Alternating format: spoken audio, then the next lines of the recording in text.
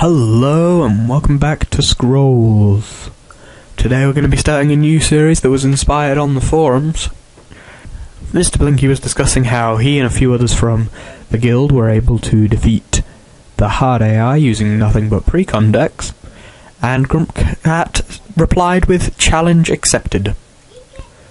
So, this got me thinking about how I can improve my game in Scrolls, because I know I make a lot of mistakes. I'm not in the top tier of players, but I'm getting pretty close, and so I felt that if I took the time to head into a hard AI match with a precon deck to see if I could beat it, I could learn from the mistakes I've made. So I'm going to go into this with the order pre-constructed, and as we go I'm going to hopefully be able to create a small guide of things to help me improve my game. So, I don't really want to play Sim Mark Zeller. He dies to basically everything. There's no point in playing him on a first turn, because he will get sniped off. But if I don't play him, then I'm not going to do anything this turn, so unfortunately I think I'm going to have to go for it. And I'm going to keep him in the middle, because there's more room there, and more flexible. You can get a lot more things done. And he did not die. Now I have a focus, and he's playing energy, so he'll probably get sparked next turn. But either way, I'm going to pull him back, get rid of the Blessing of Haste, and throw an Obelisk down in front of him. Having the obelisk here doesn't really block anything, so I don't think there's been any mistakes just yet. And he's not done anything, which is making this fairly easy. Goodbye focus, hello Royal Skirmisher. And I'm just going to place him in line so that he has that defense also. Now, obviously, I might not think of things that are mistakes. I might not point them out, so if you spot anything that you feel is a mistake while I'm playing, feel free to leave it in the comments and I'll definitely see it. And I'll see if I can include it into the top tips that I'm going to hopefully be, like, I was going to say publishing, it's not really publishing, but I'll be putting somewhere at the end of each video. So, sacrifice that, now I have another obelisk. I don't really need the other obelisk, but I can get the dual Cal Spearman out, ready so that I can defend against anything that hasn't got range attack, which isn't likely with an energy deck, but let's keep going. Right. First tip really is to make sure that I am always sacrificing for resources. Even if I'm quite high, even if I was at 6, I need to keep sacrificing. That way you just get much more consistent curves. So I'm going to sacrifice that for 1 order. That way I'm on 5. So now anything with 5 comes up, I'm set for that. So they're heavily defending these 2 rows. I don't want to leave and stop aggressing these 2 rows, because then they can build up a large force, but I can't keep him there because he will die. So what I will do is I'll move them out and put him at the back here, where he's currently not under threat from these ranged units. Now if I can do well against the hard AI with a precon deck, then I'm going to start looking into playing some of my online matches on camera with this kind of commentary so that I can analyse my play. So I'm going to slide these guys around so that he is going for that. I will cast Kabonk on him and play a Waking Stone here. Now Waking Stone isn't in the best position there, but it's good to keep him alive so that he can attack him next time, hopefully. I have sacrificed resources, haven't I? So let's kill off this destroyer and clear up this lane again. Violent Dispersal kills off my obelisk. Fair enough.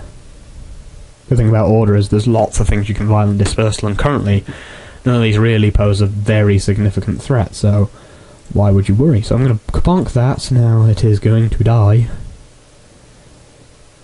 I don't know if that's necessary in this game, because I don't know how many Gravelocks this guy's going to be playing, but I have grown to fear Gravelock Elder with the recent way the metagame has shifted, so don't hold that against me.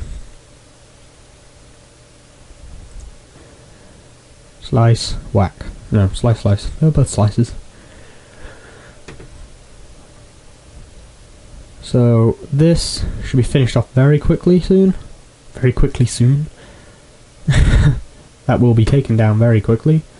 So I don't need to hang around for very long up there, so let's start sliding down. Let's get rid of the Resonant Helm, because it's basically useless now. It used to be good, now it's not. Slide him forward and slide in Royal Vanguard here. So far as mistakes go, I would say allowing this guy to be my Ducal Skirmisher to be trapped up here and taken out, well, dealt a lot of damage by them is easily a mistake. I need to keep people out of these corners. That's pretty important. If I was going to move someone into that area, it would be there. That's where I probably should have put him. Regardless of the fact that there was a Gulag, but he was able to deal with that, so that was not an issue. Okay, this is interesting. So if I get rid of the Ducal Skirmisher, blessing paste, I got Kabonk. So let's start sliding him out. I'm going to swing for 3, which does not kill that, and I'm going to swing for 1, which does not kill that. I can focus, but first I'm going to Kabonk hit. Ducal Infantryman, not quite good enough. So I will focus, cast the Ducal. Ooh, what do I want to move? I'll move him, because I don't care about him. Put the Ducal Infantryman there, and then swing. So that's a good amount of damage done to this idol, and I've got a fairly reasonable force guarding most of my important idols. So now you can see that we're heading into a late game phase where all of his placement is to keep his idols alive, not necessarily to keep his stuff alive.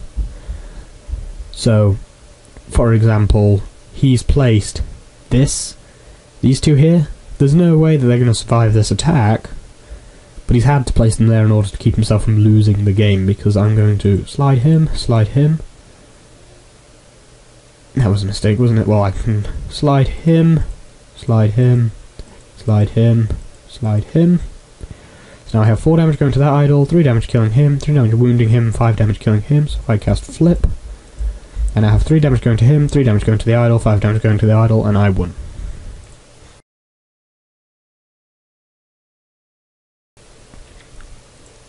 So as you can see, that was a pretty easy cleanup and win there at the end. Now, the things I should really have changed are the way that I moved my units around. I didn't look for space before I moved them, I just clicked them around. I probably should think more when I do that in the future. That should allow me to do a lot better. I feel I don't have trouble beating the hard AI with a precon deck. I have not yet had any trouble. Maybe if I was playing a different deck I would, but I personally really like Order. So I don't know, I might just leave it. I will probably change my Metamorphosis into Blinky's callback deck, because that is frankly better, and start playing some ladders with that, so that should add some variation to what I'm showing, plus people play a lot more differently to AI. What I will probably do is I will play a match against Blinky, probably, he's more likely to be on than anyone else really, record it as I play, and then go over it afterwards, giving post-commentary on what I did.